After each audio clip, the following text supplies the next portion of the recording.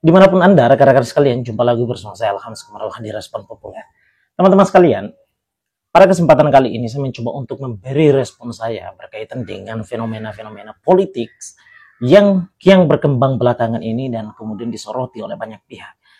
Nah, teman-teman sekalian, memang pada beberapa kesempatan saya telah memberikan pendapat saya berkaitan dengan pernyataan dari salah satu politikus, entah beliau ini pantas disebut sebagai politikus kah ataukah kemudian akademisi, karena saya juga bingung gitu loh.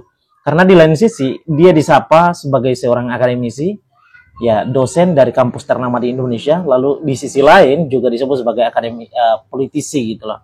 Jadi ini cukup membuat bingung juga. Ini cocoknya kita sapa beliau apa gitu lah. Tapi oke lah, kita pakai saja gitu lah. Karena beliau saat ini menjadi bagian daripada kader partai politik, kader PSI, yakni adalah Ade Armando. Nah, teman-teman sekalian, ini nama yang sudah familiar di tengah kita gitu ya.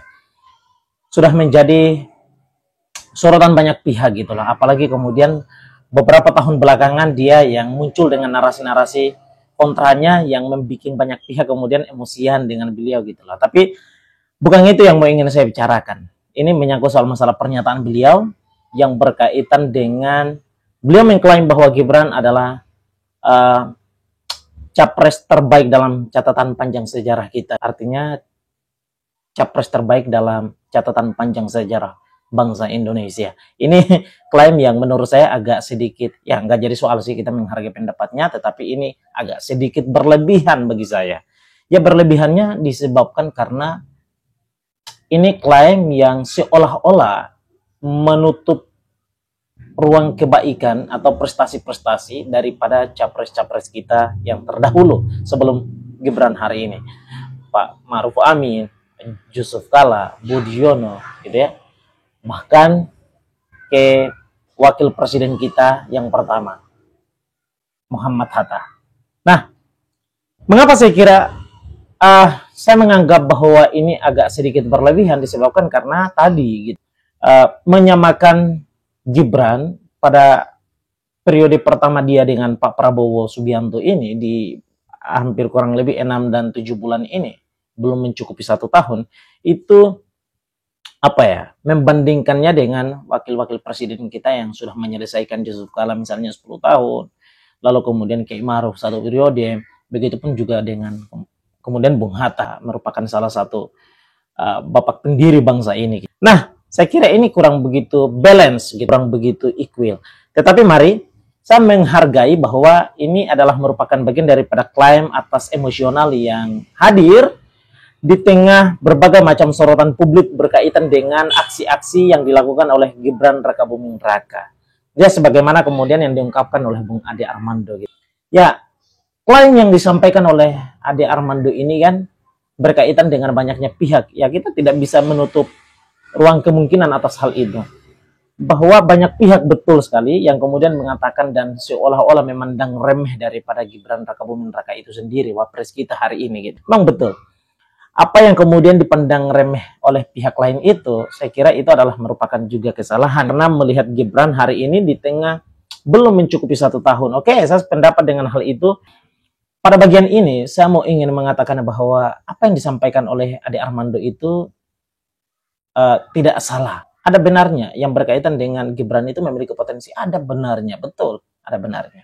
Tetapi kesalahannya adalah dia membandingkan Gibran dengan wapres kita yang pernah ada dalam catatan panjang sejarah bangsa kita sepanjang 79 tahun sudah ini. Kesalahannya fatal. Fatalnya adalah kok bisa membandingkan, mendudukkan posisinya sama dengan para wapres yang lain. Ya memang kedudukan sebagai wapres ya sama, tapi dalam konteks prestasi, ya mungkin ini belum. Hanya karena Gibran itu kemudian membuat konten di tengah ya kondisi hari ini yang bisa membuat konten yang kemudian disoroti oleh banyak pihak. Menurut Ade Armando ini adalah satu prestasi yang memang tidak bisa dilakukan oleh wapres-wapres kita terdahulu. Saya kira ini adalah klaim yang fatal. Para wapres-wapres kita terdahulu hidupnya memang di zaman, di era di mana belum sepesat hari ini, dan apa yang dilakukan Gibran hari ini ya adalah merupakan bagian daripada sesuatu yang wajar sih sebenarnya menurut saya. Yang pertama karena pertimbangannya Gibran adalah wapres ya agak muda dari wapres-wapres kita terdahulu, dan kemudian kehidupannya hari ini di tengah perkembangan zaman dan teknologi kemudian berkembang pesat. Jadi sehingga sesuatu yang dilakukan oleh Gibran itu tidak patut untuk dianggap sebagai satu prestasi yang luar biasa. Saya kira itu adalah biasa saja, karena semua orang hidup gitu loh. Kita hidup hari ini di tengah semua orang hari ini menggunakan media sebagai sarana untuk berkomunikasi gitu. Tidak hanya saja Wapres Gibran, semua orang melakukan hal yang serupa. Kenapa kita menganggap mereka tidak melakukan prestasi? Yes, betul. Jawabannya adalah karena mereka bukan Wapres. Hari ini Wapres, kita bicara sama Wapres Gibran. Nah, kembali lagi saya tekankan, ini bukan tentang Wapresnya, ini tentang kontennya misalnya. Yang dilakukan oleh Gibran. Ini sesuatu yang wajar sebetulnya. Dan tidak bisa diklaim sebagai satu prestasi dalam posisi sebagai Wapres. Karena ketika bicara sebagai seorang Wapres, maka bicaranya dalam situasi dan prestasi yang berbeda. Yang tidak bisa dilakukan oleh orang yang tidak punya kedudukan sebagai Wapres gitu loh. Makanya saya bilang, apa yang dilakukan oleh Gibran ini dilakukan pula oleh banyak pihak di tengah kondisi hari ini gitu loh. Kenapa yang dilakukan oleh orang-orang ini misalnya itu tidak dianggap sebagai bagian daripada prestasi? Ya kan harusnya kemudian yang harus dibandingkan itu adalah satu prestasi besar dalam posisi sebagai Wapres, yang dimana itu berbeda dengan Wapres-Wapres yang lain. Nah, jika demikian maka saya anggap yes, itu adalah kebenaran gitu loh. Tapi jika kemudian hanya berkaitan dengan konten yang dibikin, loh, saya kira itu sesuatu yang biasa saja. Satu hal yang wajar. Sebab banyak pihak mengatakan hal itu. Misalnya, membuat konten banyak orang, loh, hari ini, wah, luar biasa industri teknologi kemudian hari ini bertumbuh dan berkembang. Itu banyak orang, anak bangsa hari ini kemudian mengisi itu semua gitu loh. Tidak hanya saja sebagai konten hiburan. Tapi betul banyak sekali yang bicara soal masalah bagaimana bonus demografi kita gitu loh. Bagaimana perkembangan dan pertumbuhan ekonomi Indonesia, bagaimana peluang Indonesia di dalam konteks menjemput ekonomi di tahun-tahun yang akan datang, dan seterusnya. Banyak loh yang bicara soal masalah itu. Kenapa itu tidak dianggap sebagai prestasi gitu? Makanya saya anggap apa yang dilakukan oleh Gibran itu sesuatu yang wajar dan tidak ada sesuatu yang luar biasanya gitu loh, karena sama saja dengan banyak pihak yang bikin gitu. Tapi mari kita bicara posisi Gibran sebagai seorang Wapres. Nah, itu yang harus. Sekarang tugasnya Wapres apa sih gitu loh? Apakah bikin konten? Kan ya enggak seperti itu gitu. Ya, tugas Wapres itu adalah bekerja dalam konteks membantu presiden untuk bicara soal bagaimana negara secara menyeluruh. Yang pertama adalah tentang kemakmuran bangsa Indonesia, kesejahteraannya, ya, mencerdaskan kehidupan bangsa, itu loh. Banyak hal. Jadi kerja Wapres itu tidak hanya sebatas pada membuat konten itu saja, dan itu kemudian dianggap sebagai prestasi. Saya kira itu adalah kekeliruan yang fatal gitu loh. Apalagi kemudian membandingkannya dengan Wapres-Wapres kita terdahulu, yang mereka kerja dalam skala yang besar. Ya, bekerja dalam urusan diplomasi lah, segala macam rupa tuh gitu loh. Ya, masa iya kerja-kerja mereka yang besar ini kemudian dianggap tidak ada apa-apanya ketika kemudian dibandingkan dengan Gibran yang muncul untuk membuat konten gitu loh. Saya kira ini sesuatu klaim yang terlalu berlebihan dan kurang begitu balance gitu.